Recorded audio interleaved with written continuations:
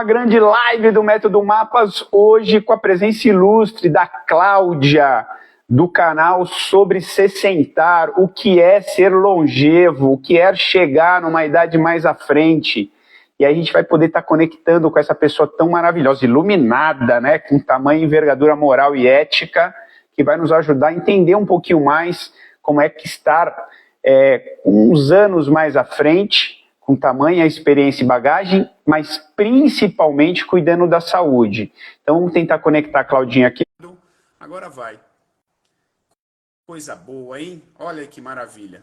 Convidando sobre Sessentar e ela vai estar entrando com a gente. Tomando uma aguinha para a gente refrescar aqui, que está calor em São Paulo. No dia de hoje, para quem for assistir depois, dezembro de 2023, um calor em São Paulo danado. Bom, vamos dando boas-vindas à minha digníssima sogra, dona sogra, vai entrando o pessoal, vamos aceitar aqui a Claudinha, entrar ao vivo. Ó, já tô íntimo, Cláudia. Claudinha, eu vejo você falando, é um conflito, né? Porque a gente vê uma pessoa, você parece ser pequena na estrutura física, né? Na composição física, mas falando é uma gigante. Isso é muito legal, né? Impressiona quando você está falando, é muito bacana. Bom, vamos devagarzinho esperando aqui, ver se a galera chega. Cláudia, eu vi aqui a sua solicitação, tentei aceitar. Ah lá, sobre Sessentar não pode participar. Ah, eu não entendo o que o Zuckerberg está fazendo. Zuckerberg, para quem não sabe, é o dono do Facebook e do Instagram. Às vezes ele complica a nossa vida. Que estranho isso, não é? Que estranho. Às vezes ele não quer que a gente possa prosperar com as informações que vão ser passadas. Mas, Cláudia, aguenta aí que a gente vai chegar, hein? Tenha paciência. E se a gente conseguir fazer aquela conexão de novo, a gente vai com aquela conexão. Deixa eu ver aqui, chamar você, convidar. Cláudia S. Franco, sobre Sessentar, convidada. Ah, agora foi. Agora foi. Foi. Ó, estamos do mesmo jeito. Não te vejo, mas te ouço. Agora eu me vejo e só te ouço. Então vamos em frente. Isso. Cláudia, eu queria do fundo do coração agradecer. Agradecer, porque a gente se imagina que nós, né, eu e o Rodrigo, somos parceiros nesse projeto do Método Mapas. A gente está iniciando uma coisa que a gente acha que é muito legal para nós, que é muito legal para nós no sentido de propósito, não é? Porque quando a gente encontra um propósito verdadeiro que é ajudar o outro, que é servir, e aí uma pessoa com a sua disposição, com a sua gentileza, estar aqui para a gente é muito legal. Então, primeiro, muitíssimo obrigado, tá bom? E dê as boas-vindas para o pessoal, Claudinha, fica à vontade. Bom, Vlad, eu que agradeço o convite. Para mim foi uma honra quando o Rodrigo entrou em contato, falando da live. E assim, eu fico muito feliz, porque naquilo que eu puder colaborar, compartilhar com as pessoas a minha experiência de vida, né? Vocês, assim como eu, sempre querendo que todo mundo viva bem e com saúde, né? Nesse propósito. Então, é sempre bom a gente poder somar esforços, né? E eu estou aqui à disposição, eu estou muito feliz de estar podendo participar. Obrigado. Cláudia, eu vou me sentir confortável em dizer que quando eu olho para você falando, essa sua voz leve, suave, soa igual um anjo falando, sabe? Vai acolhendo, e a gente vai entrando na sua, fala, nossa, eu não sei, eu acho que isso é talento, né? Porque a gente não tem, é difícil desenvolver essa habilidade. Você fala de um jeito tão suave, obrigado, isso é legal, me acolhe, sabe? Eu fico confortável. Poxa, mas vamos lá. Eu fico feliz com isso. Todo mundo fala isso, mas eu tenho outra percepção de mim, né? Então, quando as pessoas me falam isso, eu fico bastante feliz, porque eu falo assim, eu acho que eu sou tão agitada, as pessoas falam, não, você é muito calma, e eu acho que eu sou super agitada. Olha, você já deve ter estudado Janela de Johari, né? O Sim. Que eu vejo é muito legal, muito legal. Quem não conhece, pessoal, depois procura aí, a hora que acabar a live, tá? Não vai procurar agora. Janela de Johari. Como eu me vejo, como as pessoas me veem, que eu também vejo, e tem coisas que as pessoas veem da gente que a gente não percebe. É muito interessante. E tem um ponto cego. E tem um ponto cego da janela de Johari que nem eu sei de mim e nem os outros sabem de mim, que é um lugar a ser desenvolvido, que é muito legal. Bom, Cláudia, eu queria ouvir um pouquinho a sua história. Como é que Cláudia chega onde está hoje? Mas começa lá de trás. Conta pra gente um pouquinho. Bom, a minha história é, assim, eu sou uma pessoa extremamente, né? Eu sou uma pessoa ordinária, uma pessoa normal, que teve uma vida normal. Eu venho de uma família bastante humilde, comecei a trabalhar aos 14 anos, aí trabalhei com tecnologia da informação durante 33 anos. E quando eu completei 50 anos, eu tinha um objetivo de encerrar essa carreira na área de TI e queria trabalhar com pessoas, fazer algo que eu pudesse interagir com pessoas. Aí eu montei uma escola, né? Criei uma escola de pilotagem de bicicleta para as pessoas aprender a pedalar, e com isso eu tenho contato com muita gente. E quando eu estou resumindo, porque é muitos anos de vida, Fica quieto. Não conta. né? Senta que lá vem história, né? E, e aí, quando eu completei 60 anos, eu resolvi criar um outro projeto, né? Que aí já a escola é o meu trabalho, a escola de pilotagem de bicicleta, é o meu ganha-pão atual. E quando eu completei 60 anos, eu achei que ainda era pouco a minha interação com as pessoas. Eu queria conversar mais, eu queria inspirar mais as pessoas, né? Mostrar um pouco do meu estilo de vida, porque as pessoas sempre tiveram curiosidade no dia a dia. Aí, com o advento de Instagram, né, mídia social, eu resolvi criar o Sobre Sessentar, que é para falar desse estágio da nossa vida, né? Que a partir do momento que você entra na velhice, no Brasil oficialmente, a gente entra na velhice com 60 anos, né? Então, e é o último estágio da nossa vida, que a gente não sabe se vai durar 10, se vai durar 20, se vai durar 30, 40, né? Porque hoje a gente se depara com muitas pessoas que são super longevos, né? Que passam a 100 anos. Então, eu resolvi criar um Instagram sobre Sessentar para falar dessa última fase, que eu, particularmente, estou achando a fase mais bacana da vida, porque você já aprendeu bastante, eu tenho a sensação que a gente pode ser muito mais a gente mesmo, e aí a ideia era realmente inspirar as pessoas, para que as pessoas revisitassem seu estilo de vida e pensar nessa longevidade com saúde. Então, é isso. Eu acho que eu resumi. Ô, Cláudia, não, você resumiu demais. Calma aí. Calma. Alto lá, garota. Segura, calma, respira. Agora eu entendi onde você se vê agitada. Agora eu já entendi. Olha só, primeiro eu queria dar boas-vindas a todo mundo que está chegando, obrigado. E eu queria dar um especial para a Filó. Você conhece a Filó? Não, ela fez um elogio aqui, queria muito agradecer, Filó, obrigado mesmo. Não, mas peraí, sabe quando você conhece uma pessoa e conhece a outra e fala, cara, essas duas têm que se conhecer? A Filó é incrível, incrível. É uma fonoaudióloga, eutonista.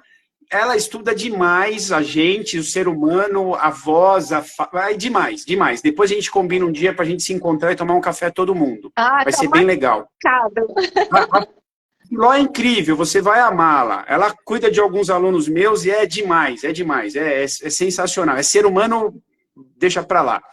Olha só, você acelerou demais. Você falou assim, com 14 anos eu comecei a trabalhar. Então você pulou a parte que para mim, enquanto profissional da área da saúde, da área do movimento, tem um trecho da vida ali que ele é muito importante, que é a construção neuropsicomotora. Olha que palavrão, hein? Uh! Tô demais. Essa parte da construção do sistema nervoso, das nossas emoções e sentimentos, por meio do movimento, acontece ali na primeira, segunda e terceira infância. Eu quero saber essa parte. Conta para mim. Como é que foi isso? Onde que foi? O que que você fez? Subiu em árvore, plantou bananeira, brincou na rua? É, eu logo, assim, eu nasci no interior de São Paulo, nasci em Mogi das Cruzes, mas com 2 anos de idade, meus pais mudaram para São Paulo, eu fui criada aqui, né? Mas todo final de semana a gente ia para o interior, aquela coisa, para casa da avó. Então a Nossa. minha lembrança de infância é subir em árvore, catarrando brejo, catarrando brejo, sabe? É, brincar, sabe? Fazer bolinha de meia para jogar, fazer joguinho, fazia pipa. Eu sou da época que a criança construía o próprio brinquedo com aquilo que a gente tinha em casa, né? Ia brincar de casinha, a gente pegava lata velha para fazer panelinha, né? Principalmente vindo de uma família mais humilde. Então, eu lembro assim de uma infância muito divertida, muito bacana com os primos, né? Eu tenho uma irmã mais nova e a gente tinha assim aquele bando de primo que ia para casa da avó, a gente gostava da comida da avó e a infância foi assim. Cara, essa é a melhor, não é não, Claudia?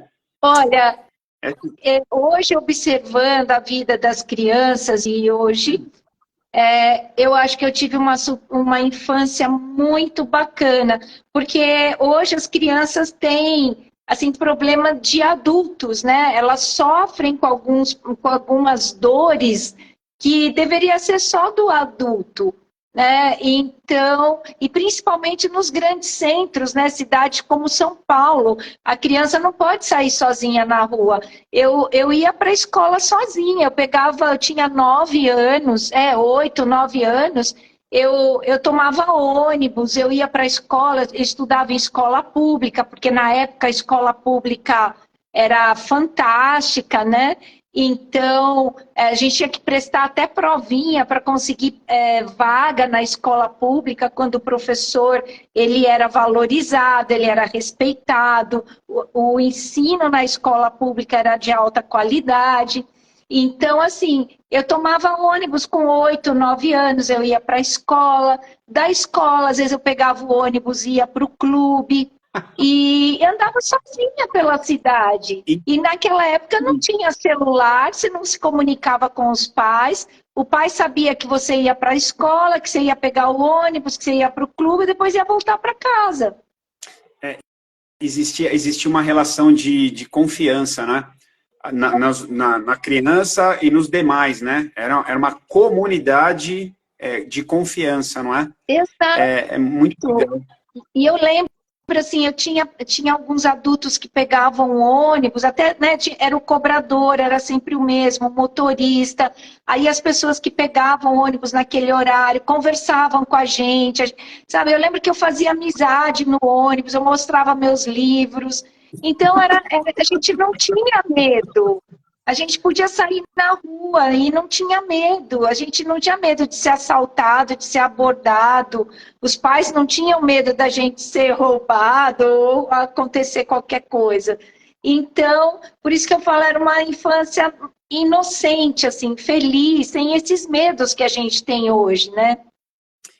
Você está falando de um jeito, porque eu sou pai, né? Eu tenho 3 filhos. E realmente a gente vive num mundo onde eu gosto de um discurso de um dos filósofos brasileiros, que eu adoro ele, Clóvis de Barros. Ele fala, cara, a gente tem o direito de estar triste pela realidade, mas a gente não pode estar num lugar do medo absurdo daquilo que nem aconteceu. Então a gente vive, né, a tristeza dos fatos. Porra, tá acontecendo um monte de coisa que não é legal e você fica triste.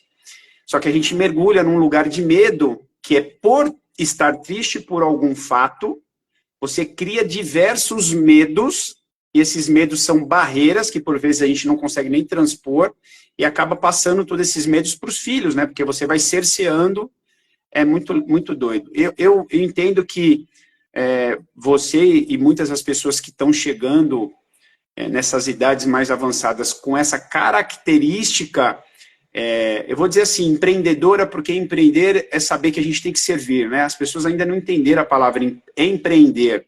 Empreender é estar disposto a servir, porque essa é se a gente for analisar o que é empreender, é você criar algo para o outro, não é? Que no final das contas pode trazer uma vantagem, pode trazer um benefício financeiro, mas empreender é servir. E você, por ter passado todo esse histórico, imagino que isso tenha fortalecido essa sua confiança em você, não é? De poder fazer as coisas e estar prosperando. Muito legal. Eu acho que essa liberdade, né, que eu tive até uma certa... eu acho que eu sempre tive. O medo ele é muito mais recente do que na época que eu era jovem, que eu fazia faculdade. Quando eu comecei a fazer faculdade e eu já trabalhava, eu continuava, pegava trem, pegava ônibus, porque aí eu estudava à noite, voltava no metrô, no último trem, que encerrava, o metrô encerrava, não sei se era meia-noite, 11h30 da noite. Depois eu ainda ia pegar um ônibus para chegar até a minha casa. E assim, eu não tinha, assim, eu lembro que eu não tinha medo. Era normal você pegar tarde da noite. Hoje eu tenho medo e várias vezes, porque como eu me locomovo de bicicleta, é o meu veículo, é a minha primeira opção de locomoção pela cidade de São Paulo é a bicicleta. Mas vários dias eu deixo de usar a bicicleta e tenho que ir de carro por medo. Por quê? Por saber que aqui no quarteirão, perto da minha casa, teve assalto, roubaram o ciclista, atropelaram não sei quem. Então, aí tem dia que eu acordo, eu falo, vou de bike, eu vou para sair, aí me dá aquele medo. Coisa que eu não tinha quando eu era jovem. Por quê? Porque na época que eu era jovem, muitos anos atrás, a gente não tinha os problemas que a gente tem hoje na cidade, né? Porque as cidades, elas cresceram demais, os bairros são mini cidades, cada bairro que a gente mora, você vê, é uma mini cidade em São Paulo, e aí a gente tem todos, né? A gente tem o lado doce e amargo, né, dessas metrópoles, né, a facilidade de encontrar trabalho, de ter tudo, mas ao mesmo tempo todos os problemas que tem uma grande metrópole, ainda mais aqui no Brasil, que a administração pública deixa muito a desejar. Você tem razão.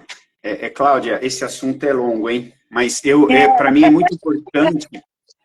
Não, essa introdução é importante porque as pessoas acham que algumas pessoas que chegam em algum lugar tiveram uma vida fácil, não é? E você está falando aí, não, nem um pouco, não é? Tu ralou pra caramba, período de faculdade, a galera acha que, eu não vou dar conta, hoje tem muita gente que não vai dar conta, tem que trabalhar o dia inteiro, depois estudar, e não vai dar conta, é uma pura bobagem. Ainda depois tinha que cuidar da casa, cuidar das suas coisas, muito provavelmente o modelo de família que você teve, você tinha que cuidar das suas coisas ainda. Mas vamos lá. Sim. Eu quero saber essa história da bike, cara, quando que começa isso? Quando isso entra na sua vida? Bom, como naquela época que eu era jovem, eu frequentava clube, eu pratiquei muito esporte desde cedo. Então, eu aprendi vários esportes, mas a bicicleta, ela não aconteceu na minha vida naquela época, por alguns motivos. No clube era proibido andar de bike, como ainda é, em qualquer clube. Eu já, na rua que eu morava, já não era mais assim, era uma rua movimentada, então também não dava para sair de bicicleta na rua. E além disso, por fazer parte, né, por estar dentro de uma família humilde, assim, a gente não tinha tanto recurso, por exemplo, a ter uma bicicleta, né? Então os brinquedos eram outros.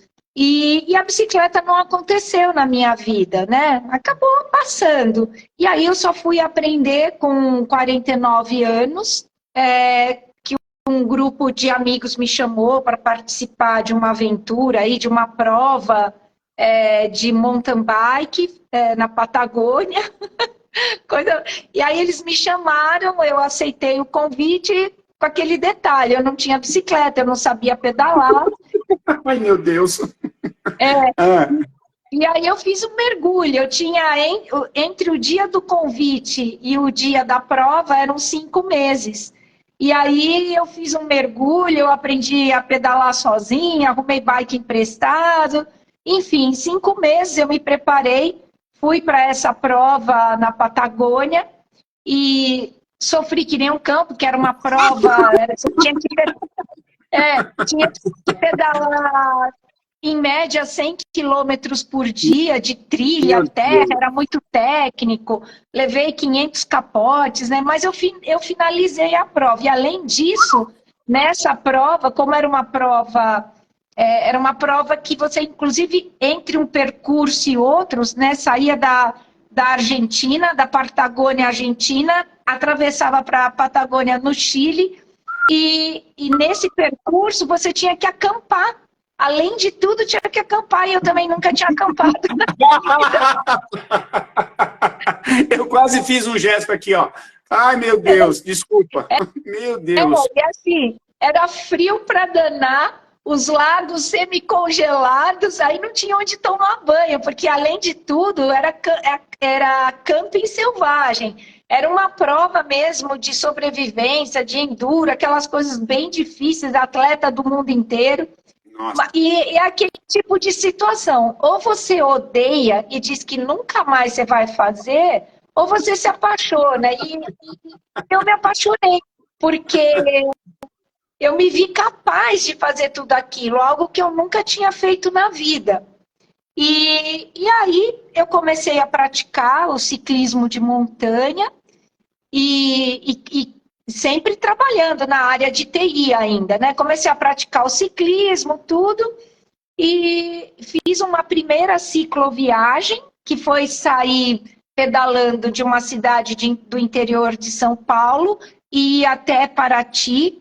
E, e aí, na cicloviagem, quando você viaja de bicicleta sem apoio, ou seja, não tem um carro que vai levar suas malas, é o que a gente chama de viagem autônoma. Quando você faz uma viagem dessa, você tem que levar muito pouca coisa na bicicleta, né? Geralmente é no máximo 4 quilos, porque senão você não dá conta de pedalar tudo que tem que pedalar, né? Fica muito sofrido. E aí, no meio da viagem, quando eu estava lá no topo da Serra da Bocaina, eu tive um insight. Eu falei, olha, hoje eu me sinto a mulher mais feliz do mundo. Não. Que eu estava com uma bicicleta, eu tinha dado conta de pedalar até lá, eu era a única mulher do grupo e não dei trabalho para ninguém, né? Consegui chegar ali com as minhas próprias pernas, e aí eu percebi que a gente trabalha demais para amealhar coisas, e na realidade a gente precisa de muito menos do que a gente tem. E eu falo, poxa, isso para mim, aquilo para mim foi empoderamento verdadeiro, né? Não era eu ser diretora de uma empresa, carrão e tal, trabalhando, né, num prédio maravilhoso, numa multinacional, né?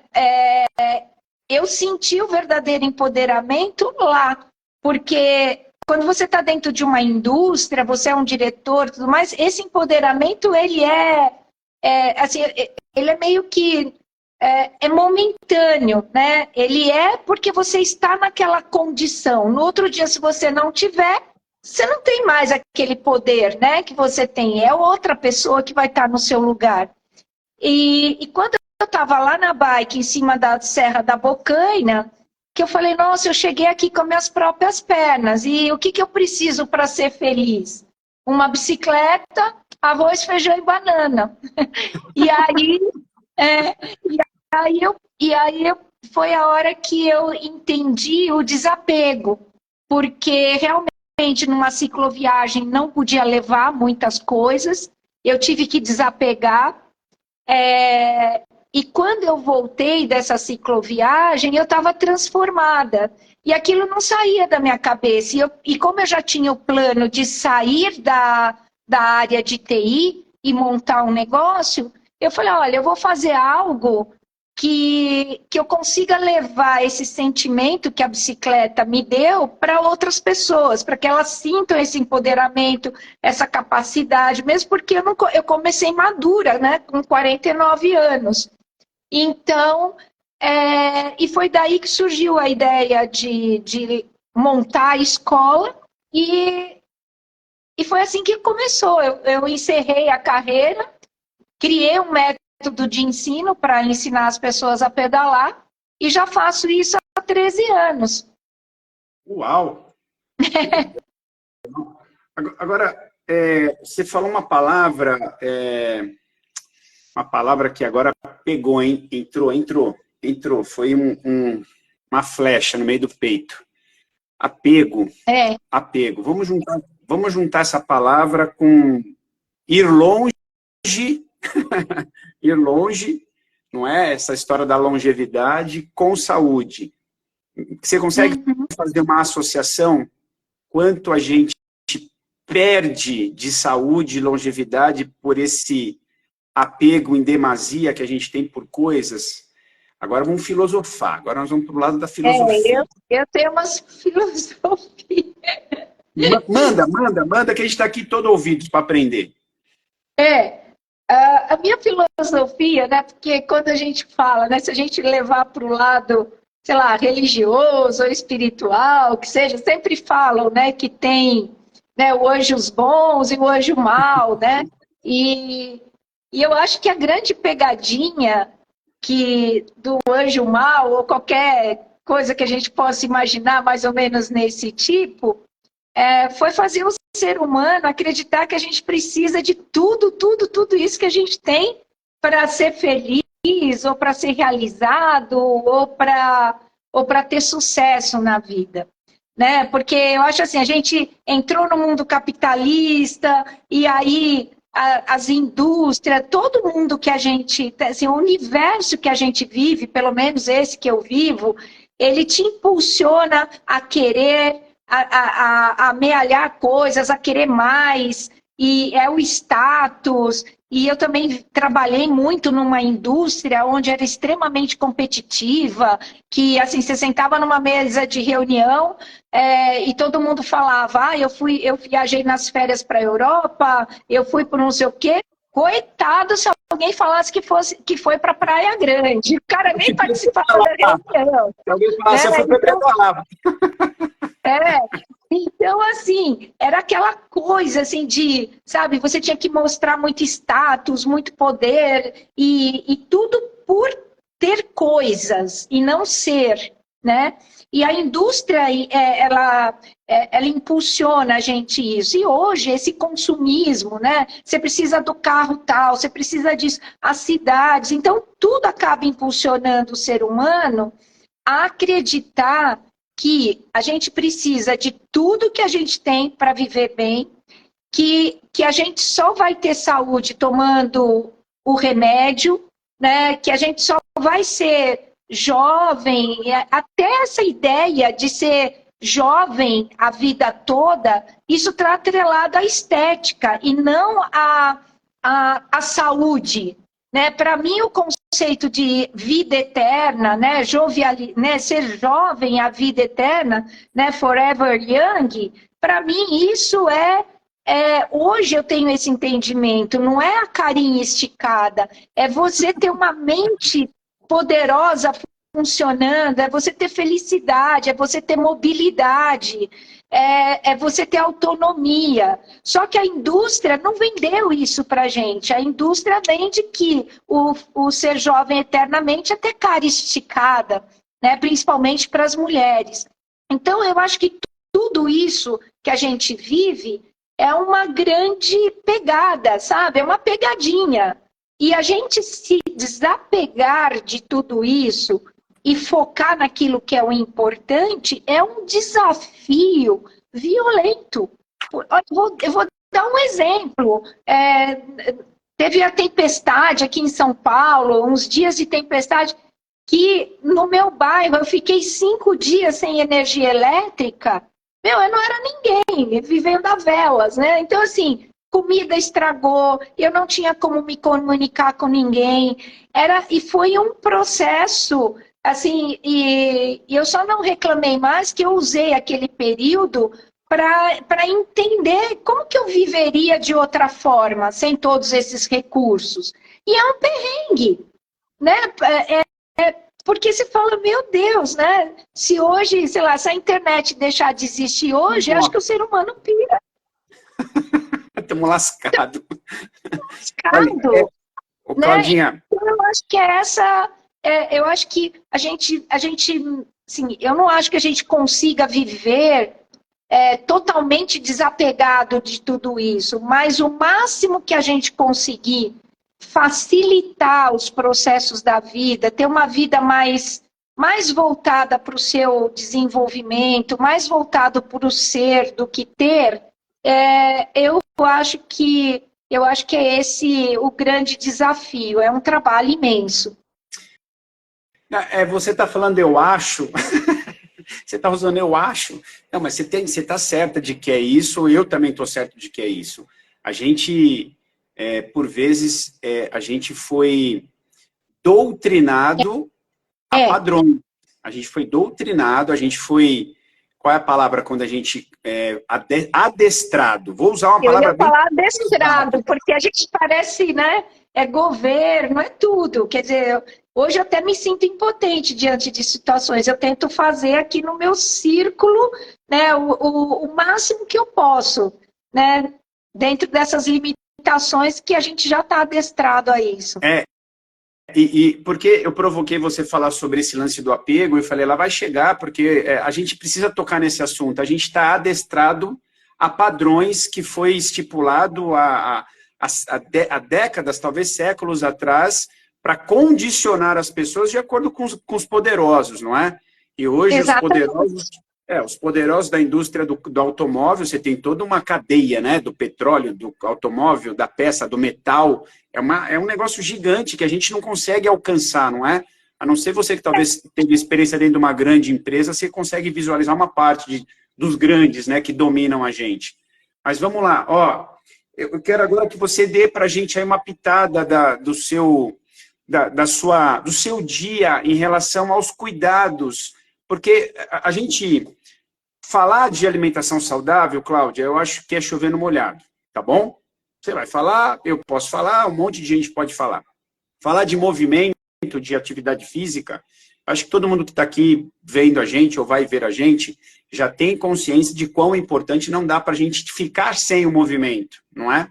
Mas as pessoas, por vezes, têm dificuldade de ver uma rotina de uma pessoa como você com tamanha produtividade, cuidando de duas empresas, porque o seu Sessentar, que é o Instagram, é uma empresa séria, a gente vê que está performando, e agora vê você em vários podcasts, você está super sofisticada, e ver você tocando a sua empresa e ainda fazendo tudo isso de uma forma muito... Fala do seu dia, como é, que hora que você acorda, o que você come, quanto de exercício você faz, quanto de relacionamento você... Fala um pouquinho da rotina da Cláudia. A minha rotina, ela não é nada normal, assim, ela não é, mesmo porque, voltando lá ao que, voltando lá àquela época de criança, de faculdade, né, que eu tomava ônibus, trem, e quando eu também trabalhava, poxa, eu morava aqui em São Paulo, na Zona Norte, e eu trabalhava em Guarulhos. Então, desde aquela época, eu já acostumei a acordar de madrugada, acordar às 4 da manhã. Opa. Então, a minha rotina é acordar entre 4 e 4:30 da manhã, mesmo porque agora com a escola de bicicleta, eu também dou treino, então às vezes tem aluno que começa a aula às 6 horas da manhã. Então eu tenho que acordar bem cedo, né, para poder estar no local onde eu vou ministrar a aula. Às 6 horas, quer dizer, a aula começa às 6, eu tenho que chegar antes das 6. Então, assim, eu já tenho o hábito de acordar muito cedo. E com isso, eu tenho um dia que rende também por conta desse horário. E eu tenho por hábito todo tempinho livre que eu tenho, eu estou fazendo alguma coisa. As pessoas falam, quem é que cuida do seu Instagram? Quem é que produz os conteúdos? Eu falo, eu mesmo, mas que hora que você faz isso? Às vezes um aluno atrasa, eu estou lá pensando, aí pinto uma ideia, na hora eu já faço, porque eu também tenho facilidade de lidar com essas ferramentas. Até por eu ter trabalhado com tecnologia da informação, tudo. Então, se eu não sei usar, eu rapidamente aprendo. Mas, enfim, eu acordo muito cedo, eu tomo, o café da manhã, e aí eu saio, começo as minhas atividades. Eu sempre... Calma lá. Café da manhã. O que tu come para se manter tão bem assim? Porque, afinal de contas, é disso que a gente está falando. As pessoas não entendem que está nos pequenos tijolinhos do dia o resultado do todo, não é? Fala pra gente assim por cima. O que tu come? Antes de falar do detalhe da alimentação, as pessoas sempre perguntam para mim, o que você come, o que você faz? E eu sempre oriento as pessoas a entender o ato de alimentar, a entender o ato de escolher a sua alimentação. Isso não acontece de um dia para o outro. É fundamental você estudar. E o estudar, que eu digo, não é você sentar na mesa da faculdade ou na sua casa e ficar lendo livros e tudo mais. Mas é sempre estar atento às informações, como aqui no seu perfil, né, e no YouTube, enfim, tem informação demais. Mas, por exemplo, vou comprar um alimento. Esse alimento ele faz bem para a minha saúde, sim ou não? Né? Se eu tenho dúvida de um alimento, a primeira coisa que eu faço, eu já dou o Google lá e já vejo se aquilo é legal ou não para comer. Aí fica na minha decisão. Uma vez que eu tenho a informação, eu posso decidir como ou não como. Eu gosto de ter essa liberdade. Eu não gosto de comer simplesmente no automático. Eu gosto de saber o que eu estou comendo, para saber se aquilo que eu como vai me fazer bem ou não. Mesmo que eu tenha optado por um alimento que não seja bacana. Por exemplo, fui num casamento no fim de semana, eu comi brigadeiro. Eu sei que não é legal comer doce, mas me deu vontade, eu peguei e comi. Mas eu vou no casamento, sei lá, uma vez num ano, sei lá, às vezes nem tenho casamento, às vezes passa um ano todo, ninguém casa. Né? Então, Ainda bem. E na minha faixa etária, o povo mais morre do que casa. Eu vou muito mais a velório do que... Ai, meu Deus! Não tem brigadeiro. Enfim, então, eu acho assim, a gente tem que se educar. Aí, todo mundo deveria fazer, né, educação alimentar. Porque quando você detém essa informação, você não fica refém da indústria, por exemplo, de ultraprocessado. A indústria vende como se aquele alimento fosse saudável, e não é. A indústria vende lá, né, aquela coisa, come o sanduichinho com peito de peru, coisa light. Meu, você está comendo um monte de aditivo, de produto ultraprocessado que não vai fazer bem. Então, a primeira coisa, informe-se, né? E te dê mais... Quando a gente tem informação, você tem melhor chance de decidir, mesmo que você decida por algo que não seja bom. Hoje eu faço uma dieta, hoje eu tenho uma nutricionista, Fernanda Macário, que cuida da minha dieta. Por quê? Eu sempre comi muito bem, assim, comida natural, comida feita em casa. Mas... Agora, com menopausa, já passando dos 60 e poucos anos, né? Eu fiz uma ultra densiometria óssea e foi constatado que eu estava com sarcopenia. Eu falei, como que eu posso estar com sarcopenia se eu sou atleta, eu pratico esporte, eu pedalo, eu como super bem. Aí eu descobri com a nutricionista que o comer bem não basta só comer os legumes, as verduras. Você tem que ter uma composição correta de quantidades e tipos de alimento para compor a sua massa muscular. Então, hoje eu tenho uma dieta que a Nutri me dá, que visa o quê? Fazer melhorar a minha massa muscular. E graças a Deus isso está acontecendo. Já passei, eu acho que já ganhei 4% de massa muscular com alimentação e fazendo musculação. Então, hoje eu tenho que tomar o café da manhã com os componentes que ela me passa. Eu tenho o lanche da manhã, depois eu almoço, eu tenho o lanche da tarde, aí tem a janta, depois a ceia. Bonitinho. E tudo na balancinha. Mas por quê?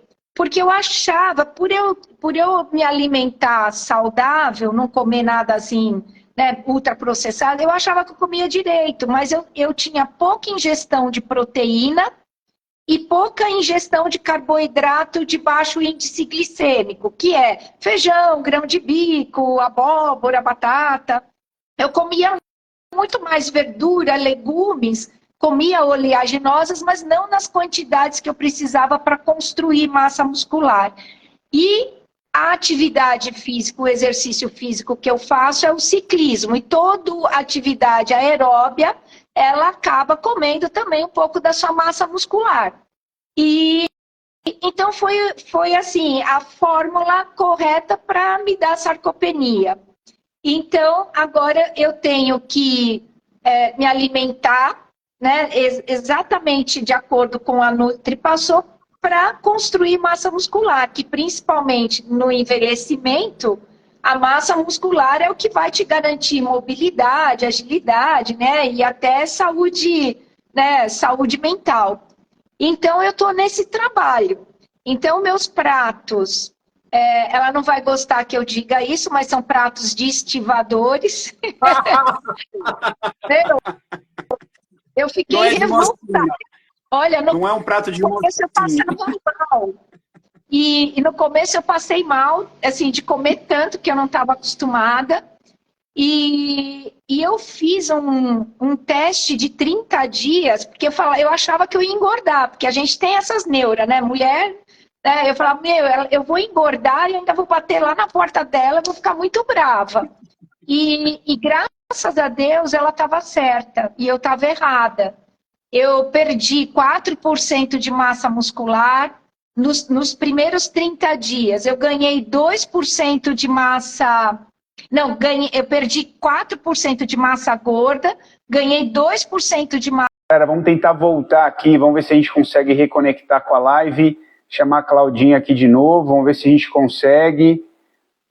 Chamando, conectando, vamos ver se dá tudo certo aqui. Entendi o que aconteceu, muito provavelmente foi isso aqui, ó. O sinal caiu, mas agora vai voltar, hein? Claudinha, desculpa, caiu. Foi. Que coisa, caiu o sinal, caiu tudo aqui. É o Zuckerberg. Eu vou mandar um e-mail para o Zuckerberg. Fala, Zuckerberg. Oi. E voltamos. Fala sério, hein? É o Zuckerberg. O Zuckerberg ele está derrubando essas lives porque está atrapalhando a indústria do alimento, a indústria do... a gente vai derrubar esses caras, esses grandes que vendem um monte de comida enlatada, aí eles escrevem lá, enriquecido com vitamina isso, isso, isso, e você acredita. Só que você não leva em consideração o que você falou, né? Quantidade de conservante, quantidade de produtos infinitamente tóxicos, que ninguém quer falar, ninguém vai tocar nesse assunto, afinal de contas, as grandes marcas alimentares aí da indústria do alimento, os caras detêm um poder enorme, né? Elas e a co-irmã delas, que é a farmacêutica, né? Resolva a dúvida. Exatamente. Eu até recomendo que as pessoas assistam um filme na Netflix que chama, acho que é O Poder da Cura, ou A Cura, é um nome assim. Procura lá, escreve Cura na Netflix, é uma história verídica da indústria farmacêutica, né? E é poderoso, né? Porque a gente acaba... Eu mesma consumia alimentos achando que estava consumindo algo bom, e a partir do momento que eu comecei a ficar mais atenta aos rótulos, eu buscando na internet, eu falava, nossa, eu estou comendo lixo, eu tô inflamando o meu organismo, estou acabando, né? Estou acabando com o meu organismo achando que estava comendo algo bom. Deixa eu só pegar esse gancho, Claudinha, que você levantou essa bola. Dois termos que eu acho que o pessoal... Eu sempre falo aqui nas lives, mas vale reforçar. Um que você falou antes de cair a live, que é a sarcopenia. Pessoal, para quem não conhece, sarcopenia, ao avançar das primaveras, é natural, uma das características da senescência. Senescência são os fatos que vão acontecer com o avançar das primaveras, com o envelhecer.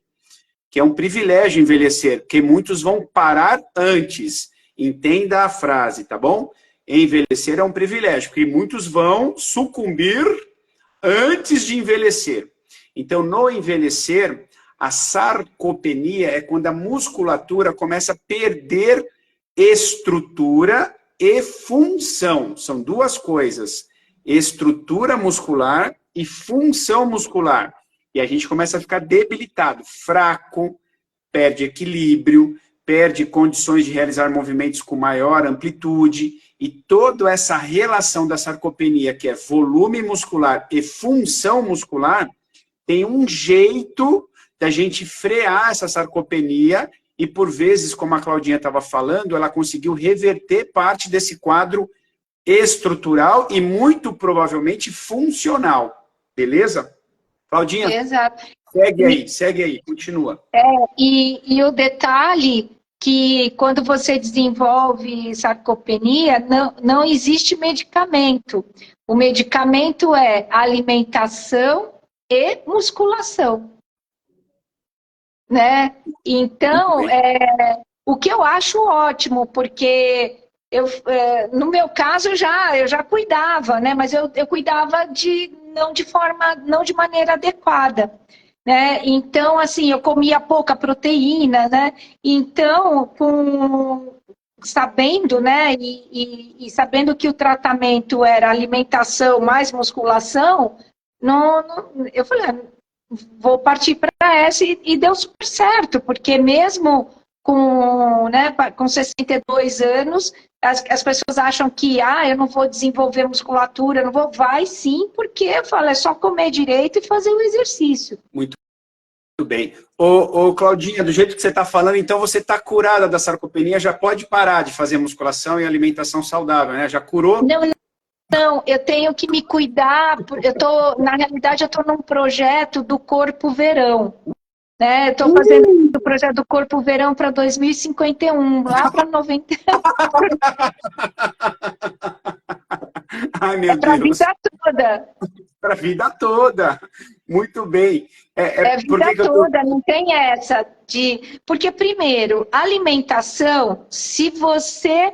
a Ana Marli falou que musculação é vida, e é mesmo. Assim, alimentação, a partir do momento que você tem uma educação alimentar e você tem, né, a ferramenta para escolher, né, isso eu como, isso eu não como, porque a partir daí é decisão, né? A gente é adulto. Então, não dá para ficar falando, eu tenho paladar infantil, eu não gosto de comer isso, eu não gosto daquilo. Eu acho que não tem essa. Eu acho que, a partir do momento que você é adulto, que você tem uma informação e você continua ingerindo aquele alimento, ou, por exemplo, até as pessoas que são fumantes, todo mundo sabe que cigarro faz mal, né? Mas ela continua a fumar, quer dizer, é uma decisão dela, é livre-arbítrio, e tudo bem. Mas a gente tem que saber, é importante você saber o que você está fazendo com o seu corpo. Então, a educação alimentar, ela te liberta de fazer dieta. Você não tem que fazer dieta, porque quando você tem essa educação alimentar, alguém escreveu, o Rodrigo, suicídio planejado, é bem isso. A gente usa esse termo. Ô, Cláudia, deixa eu explicar. Eu e o Rodrigo, na mentoria do Método Mapas, a gente tem alguns termos que a gente usa com devido cuidado e não no primeiro encontro, senão a galera assusta. Mas a gente fala, cara, a gente está vivendo um suicídio a conta-gota e ninguém quer ver isso, a galera não quer enxergar. Cara, a cada pequeno hábito que é nocivo à sua saúde, é um suicídio a conta-gota. Agora, queira ver para você poder corrigir. E porque, mais uma vez eu falo, a gente vive numa sociedade que a gente acredita, olha só, a gente acredita que todos os venenos que estão disponíveis aí não vão fazer mal, né? E porque a gente é levado a isso, e quando tem alguém que não cuida da saúde, parece que ele quer puxar outro.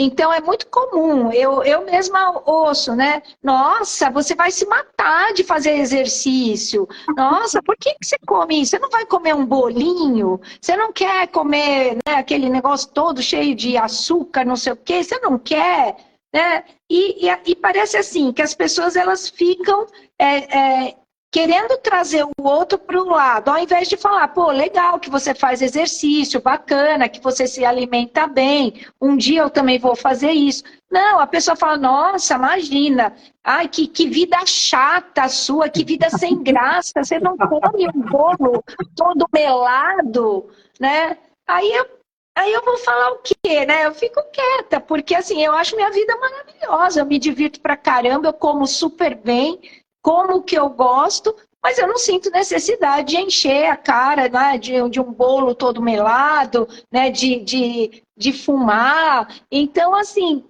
por quê? Porque aquilo faz mal para minha saúde, e eu sempre falo, olha, não tem pior coisa do mundo do que você não estar confortável dentro da própria pele, não estar confortável dentro do próprio corpo, seja de maneira emocional, né, ou físico. Você está preso dentro de um corpo que não te dá a liberdade de você fazer o que você quer, isso é terrível.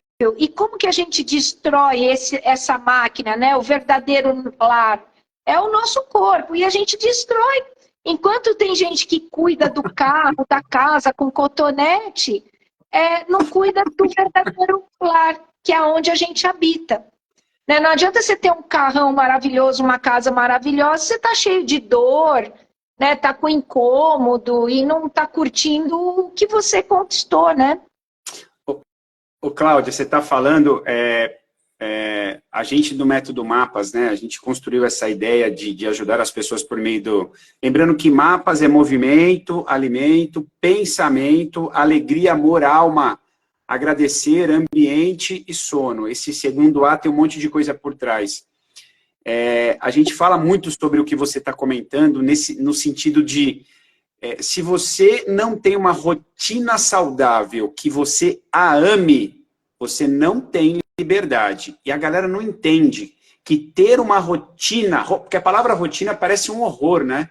Ter uma rotina saudável... Disciplina é liberdade, né? Disciplina é liberdade. Isso. A gente fala sobre isso e a galera não entende, no primeiro momento não conecta. Mas eu não posso fazer o que eu quiser. Não, você pode. Depois de ter feito tudo que tem que ser feito. Vou repetir a frase. Você pode fazer o que você quiser. Depois de ter feito tudo que tem que ser feito. E aprenda a gostar dessa rotina que tem que ser feita, que é para se cuidar. Então, você fez o método Mapas ou... Estou brincando. Você sabe que eu acho que, sei lá, eu fui meio que abençoada, porque tudo que vocês pregam dentro do método, que eu ouço vocês falar, eu falo, poxa, mas eu faço isso. Aí eu falei, então eu vou lá só fazer a prova, eles vão me dar 10 e eu passo. já vou dar sua nota aqui, eu estou terminando a avaliação. Manda a prova. Vamos fechar esse assunto para a gente poder ir encerrando a live. Tem uma parte que a gente foi costurando. Então, método Mapas, movimento, você entrega musculação, bicicleta, enfim. Alimento, você deu uma aula aqui sobre, primeiro entenda, conscientize o que é certo, o que é errado e tome a sua decisão.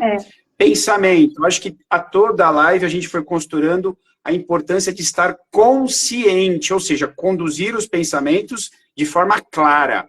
Porque, por vezes, nós estamos na fantasia, né? Na ilusão, no prazer, e isso vai cerceando, né? Colocando barreiras para que a gente alcance a saúde. Eu acho que... Não, conclua, depois eu comento, desculpa. O quarto pilar a gente coloca como pilar da alegria, mas lembra, por trás é amor e alma, então é relacionamento. Com você, com os anjos, com quem mora com você, com quem convive com você. Então esse quarto A aqui fala muito de relacionamento, você com você e você com tudo que está ao seu redor. E o último é o sono. Constrói o que você vai falar, mas costura pra gente como é que você lidar com esses dois últimos pilares, da alma e do sono. Bom, do sono, eu passei a ter muito problema para dormir quando entrei, né, em climatério, menopausa, e aí sempre tendo problema, né? Acorda no meio da noite, aí não sei o que, tarará. Só que também, quando eu comecei a cuidar dessa parte, falei, olha, não dá mais para eu não dormir direito, né? Porque eu faço tanta coisa certinha, acordo cansada, fico o dia todo cansada porque não dormi bem. Então, eu comecei a prestar atenção nos meus hábitos. E, de fato, eu tinha hábitos ruins. Não era só o problema de menopausa. Eu tinha hábitos ruins. Levava problema para a cama, para ficar pensando, né?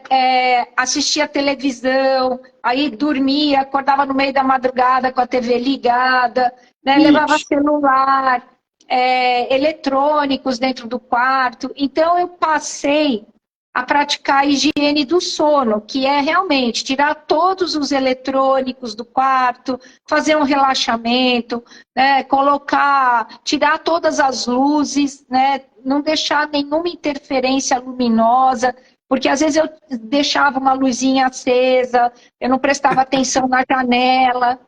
Então eu comecei, e com isso a qualidade do meu sono melhorou demais. Dá para melhorar ainda, mas já melhorou assim, nossa, muito mesmo, muito mesmo. E aí a questão que você comentou do relacionamento, né? Alma, amigos, amor, alegria, tudo no mesmo lugar do nosso A. Hoje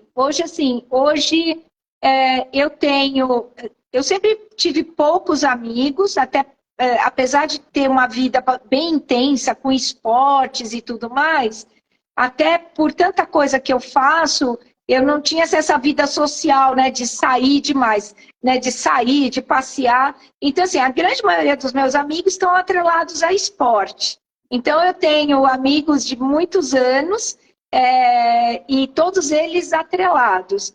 E eu acho, tenho a minha família pequena, hoje só sou eu, minha irmã, né, meu cunhado, e então, assim, mas eu acho que não é quantidade, mas a qualidade, aquelas pessoas que você tem do seu lado, né, você se manter conectada, falar, telefonar, não mandar mensagem, né, porque agora tem grupo de família, a gente não ouve a voz das pessoas, né?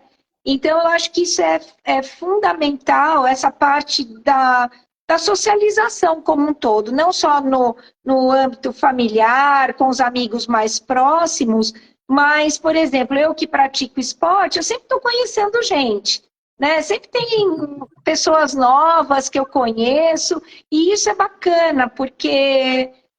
e independente da idade, a gente também não pode ter preconceito, né? Porque às vezes eu tenho amigos que são muito jovens, bem mais jovens que eu. E eu acho legal essa troca, perceber o jeito, né, de pensar e como as pessoas se conectam, né? Então, a parte de socialização, principalmente na velhice, eu acho que ela é fundamental, porque a nossa tendência é querer ficar quietinho, mais isolado. Isso acontece. Só que a gente tem que dar essa forçadinha, porque o que vai manter sua cabeça assim ativa também é esse contato com pessoas, conversar, né? E isso é fundamental. Não, você está falando, é muito legal. Eu tenho alguns alunos que eu atendo, um tem 86, outro tem 85, outro tem 76, e eles vivem o isolamento, né? E não é aquela solitude, né? Estar só, mas estar bem. Não, é a solidão mesmo, estar só e, infelizmente, estar num lugar sensível. por vezes tem alguns familiares por perto, mas eles se sentem sós, né? Sentem a falta do amigo, que por vezes não ligou. Eu falei, por que tu não liga para ele, né? Passa a mão no telefone, acha o telefone do cara, liga para ele, quer que eu faça isso para você? Às vezes eu estou na casa atendendo ele, passando a rotina de movimentos ao encontro das condições geriátricas que ele apresenta. Afinal de contas, passar exercício para o indivíduo mais longevo não é igual ao do jovem. Tem que dar um parênteses para a galera que vai assistir a gente, ter alguns cuidados, né? Ter as pessoas certas para a gente acessar a informação, como você disse.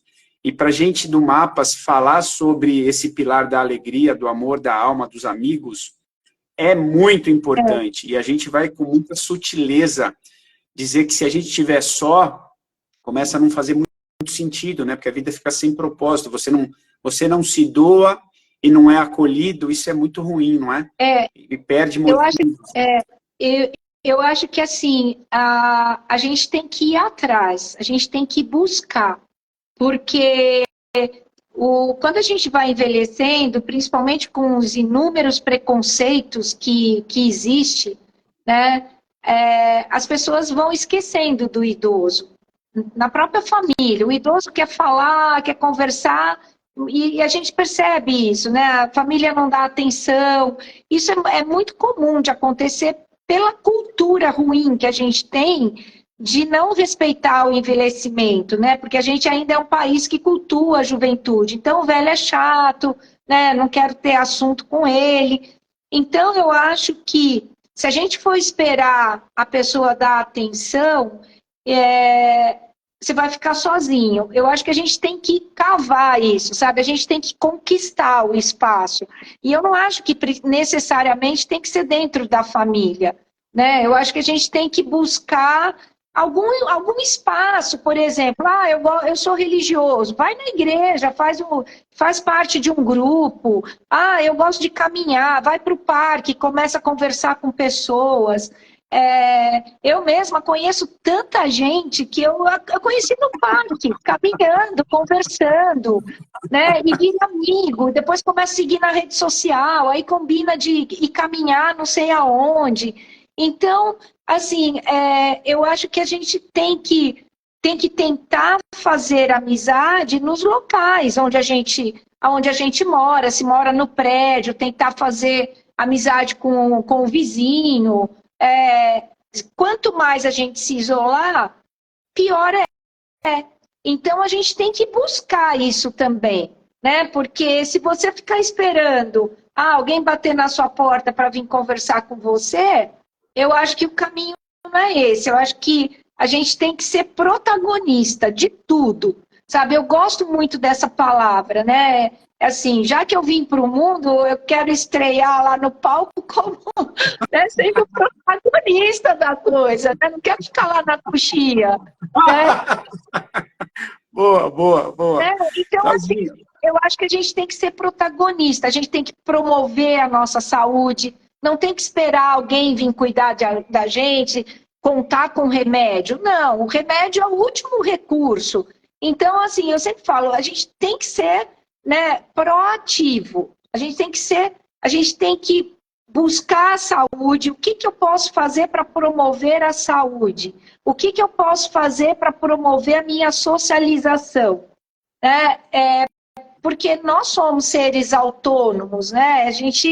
Então, você tem que fazer isso, né? Aquela coisa de sentar e ficar esperando, eu acho que o caminho não é assim. Aí a tendência, isso, o Rodrigo escreveu, fazer a nossa parte. Eu acho que a gente tem que fazer, sim, a nossa parte. Exato. Cláudia, bom, pela avaliação do método Mapas, sua nota é 10, com muito mérito. E eu queria poder ficar aqui conversando muito com você, mas eu sei que a gente tem compromissos e pela higiene do sono, se a gente vai dormir por volta das 21 para aproveitar o primeiro pico da melatonina, até as 3 da manhã já deu, a gente já está mais do que recuperado, porque a gente aproveitou todos os picos da melatonina. Acordar às 4 horas da manhã não faz mal, à medida que você foi dormir num determinado horário que preenche tudo isso, né? Quantidade de horas e qualidade de horas. Galera, eu queria que vocês pudessem ouvi de novo a live, ouvi a Cláudia falando, a Claudinha falando. Incrível, ela contando a história dela, mostrando para a gente um jeito de viver que eu só convidei ela para estar aqui porque eu tinha certeza que ela ia contribuir ao encontro do que a ciência, ó, sofisticado, a ciência, estudando todos esses pilares da saúde, corrobora com o que a Cláudia fala.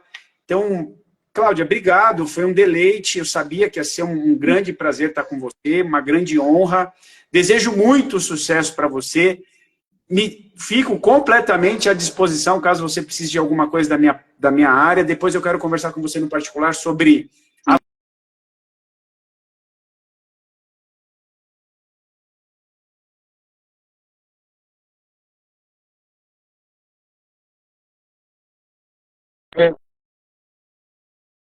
atleta, de ciclista, de corredores, algo realmente do primeiro mundo, a gente realiza lá na Ultra Sport Science. E aí eu queria conversar com você, de repente faz um convite e ver a possibilidade de realizar um teste lá com você, até para te presentear, tá bom? Pessoal, muito obrigado. E quem vai encerrar a live é a Cláudia, só vou apertar o botão. Então, pessoal, muito obrigado. Grande beijo e forte abraço. Cláudia, você encerra para a gente a nossa live hoje. Olha, foi uma honra. Foi muito bom estar aqui com você. Olha, eu fiquei muito lisonjeada com o convite. Agradeço a presença de todos vocês. Estou à disposição. Quem quiser conversar comigo, manda no direct. Eu estou sempre à disposição. Quem tiver dúvida, no que eu puder ajudar, também fico aí à disposição de todos vocês. E desejo vida longa e próspera, né? Que nem quem é da época do esporte. Maravilha. Valeu, Claudinha. Grande beijo, meu amor. Obrigado mais uma vez, pessoal. Beijo, tchau, tchau. Até a próxima. Valeu. Até mais. Tchau, valeu. tchau. Tchau, Valeu. tchau.